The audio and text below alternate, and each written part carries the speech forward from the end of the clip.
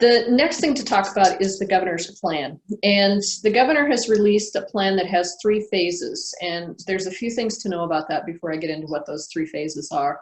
First of all, we don't know how long each of these phases is going to last. We just don't. There's no information on that. I think it depends. It will depend upon how each phase is going, whether or not there's a spike in cases or whatever will determine on when and whether we go to the next phase. And that's the second thing that we need to know about that, is that the phases may not move from one phase to the next. And if we're really lucky, they will. But the experts are saying that as we open up, more people will get infected, and then we may have to back up a phase or 2 even to be more locked down. We just don't know. What the governor's plan covers or has in it are 3 things that are really of interest to us. One is general business reopening guidelines, which apply to all businesses. Some additional guidelines that apply to us called additional personal care services guidelines. And then the third one is general guidelines for employers that apply to all the phases. And so we're going to just run quickly through those as well. The first one is the general business guidelines. That's for all businesses. And when you look at phase 1 and phase 2, the guidelines in those, the only difference between them is the number of people who can gather in a group. So in other words, physical distancing has to occur in phase 1 and phase 2, where the only difference is the number of people who can physically distance together at once. And so that's really what the issue there. And so the logical conclusion of that is that it makes sense for us to do all the same things in both phases, or nearly all the same things in both phases. And so we're going to discuss, when we discuss phase 1, it will also apply to phase 2. With regards to the general business guidelines in phase 1 is that there really are only a few things on that list that really apply to us. So for example, if you have employees, you have to complete a health assessment before each shift. If you have a waiting area where adequate physical distancing can't happen or can't be maintained, you have to close your waiting room or your common area. And also that you have to have systems in place or develop systems to reduce the amount of contact time between customers and between customers and staff outside of the session, so that there's physical distancing involved there too, as long as you're not wearing protective equipment. And so this is where your scheduling can come into play, staggering appointments or have a person wait in their car until their appointment time and so on. We'll talk about that when we get into the protocols, okay? Because mainly the idea is you need to put space between your customers from each other and from the other staff as well. So the next piece is personal care service guidelines, which apply specifically to us. And the guidelines about waiting areas and systems to reduce contact are the same as for general businesses, but here are the additional provisions for us, which is operations that require close personal contact for an extended period result in exposing staff and customers to greater risk. These situations require additional safety and health precautions.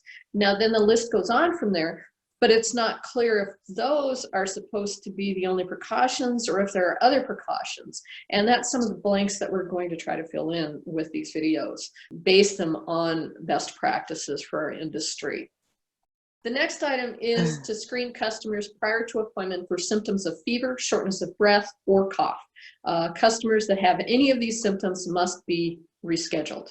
So what does prior mean? I mean, they could be asymptomatic when they made the appointment or when we pre-screen them via a phone call, but they could show the symptoms on the day of, and they're now showing symptoms when they come to the door. So we need to screen people when they come to the door. That's the implication for your practice, is that we need to screen them at the door with questions and a temperature check, and be turned away from the door if they fail that test, basically, so that you're not infecting your office space. The thing about the symptoms list, as I already talked about, the fever, cough, and shortness of breath, is already out of date. There's more items. And so the implications for practice is that we need to ask some other questions too, which we'll also get into when we talk about the protocols and so on.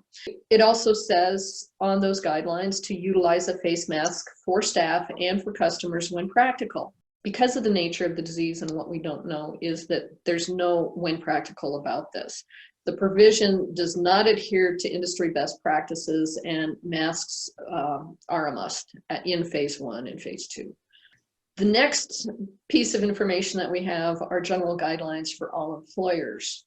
And so this will also apply for self-employed too, but one of the things that you need to know here is that we should develop and implement policies that follow governmental regulations and guidelines and industry best practices.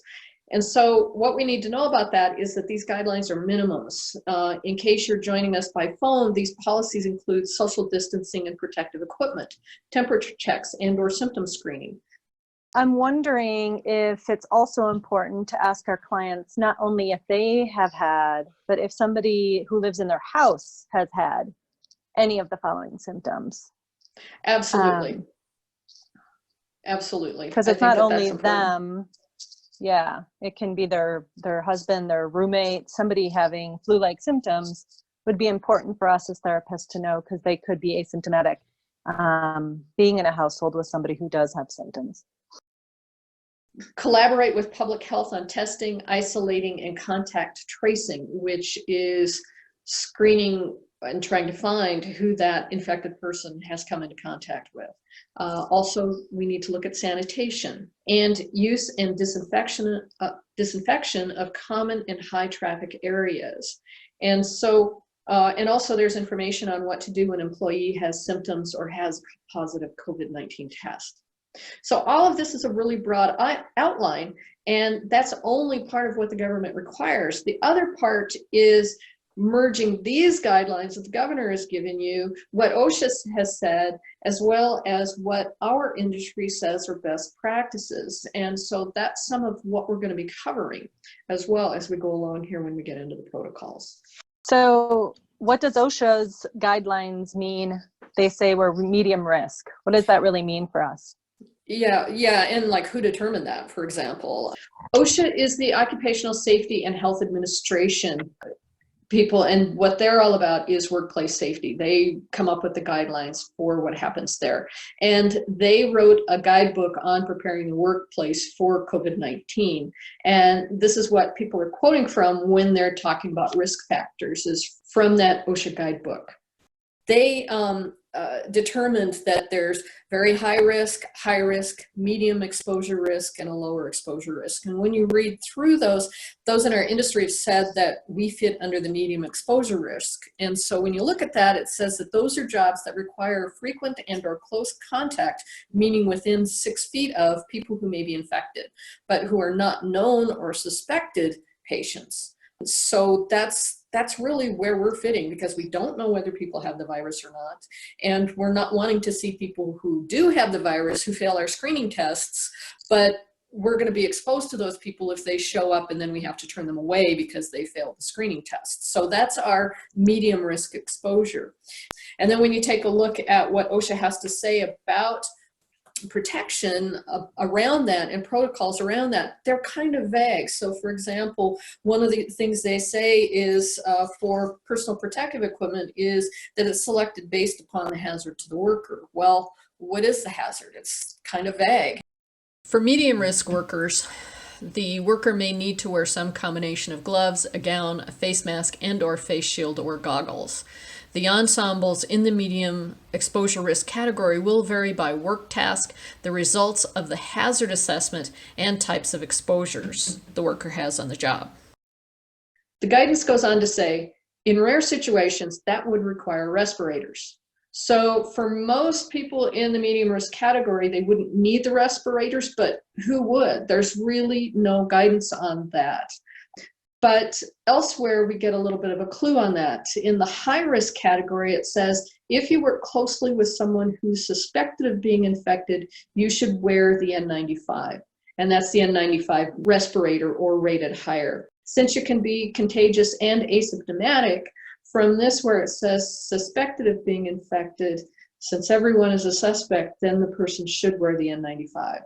So really best practice that is coming from OSHA is that N95 mask. Really what it comes down to is OSHA is saying that you need to protect the workers to the best of your ability. And when you start looking at the requirements that come out of the disease and how the disease is spread how they believe the disease is spread, and how healthcare workers have been exposed to it. You know, they're all tricked out in what the CDC recommends as best practice for very high risk, and they're still getting it.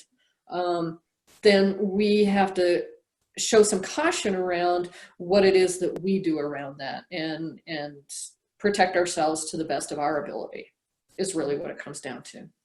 And I would like to add something else too, that with the governor's plan, this is orders for the state. And so your county government might have its own set of criteria in this phasing when it comes to businesses or guidelines for businesses. So you have to check with your county departments as well to make sure that you're getting the information for your neighborhood. Really, it could even get to the point where it's city specific. So making sure that people are paying attention to those guidelines as well, and not just what the governor has said as far as phasing goes.